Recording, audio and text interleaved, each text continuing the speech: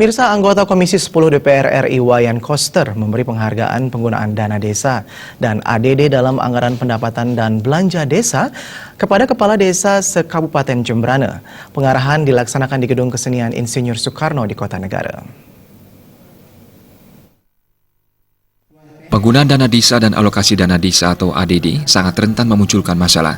Tidak jarang penggunaan dana yang bersumber dari APBN menjadi tidak tepat sasaran dan bahkan menimbulkan masalah hukum karena ulah oknum kepala desa atau perbekal yang nakal. Agar penggunaan anggaran negara terarah, tepat sasaran dan tepat manfaat, Pemkab Jembrana secara khusus mengundang anggota Komisi 10 yang juga anggota Badan Anggaran DPR RI Wayan Koster. Dalam arahannya, Koster yang terlibat langsung dalam penyusunan Undang-Undang Nomor 6 Tahun 2014 tentang desa, secara lugas membedah peraturan yang menjadi landasan hukum aliran dana APBN masuk ke desa. Calon Gubernur Bali yang diusung PD Perjuangan Provinsi Bali ini juga mengungkapkan terjadi perdebatan panjang sebelum pemerintah menyetujui dana APBN masuk ke desa. Sebagai anggota Pansus, Koster bahkan mengatakan harus berhadapan dengan Menteri Keuangan dan Bappenas yang awalnya tidak menyetujui rencana ini.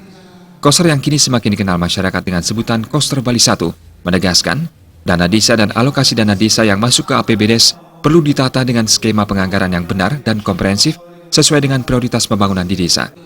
Jika tidak dilakukan dengan benar, Koster Bali 1 mengatakan akan berdampak kepada pembangunan, perekonomian desa, dan juga kesejahteraan masyarakat.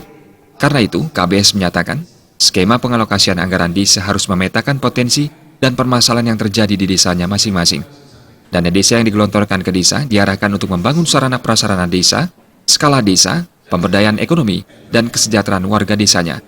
KBS juga berharap alokasi dana desa yang menjadi kewenangan pemerintah kabupaten kota dan desa tidak hanya menumpuk untuk pembangunan sarana prasarana desa, namun juga memporsikan anggaran tersebut untuk pembangunan adat, agama, tradisi, seni, dan budaya.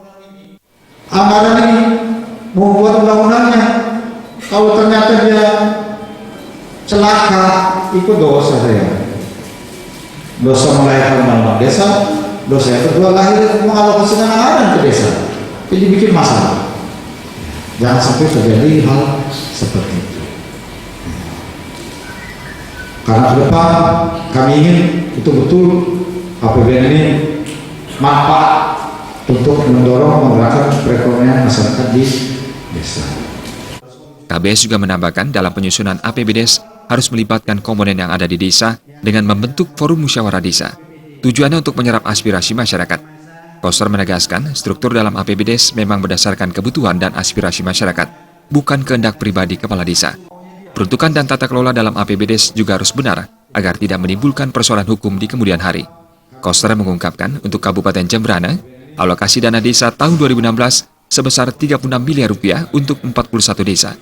Sehingga setiap desa menerima rata-rata 90 juta rupiah. Sedangkan pada APBN 2017 yang telah disahkan, setiap desa di Kabupaten Jembrana akan mendapat 100 juta rupiah.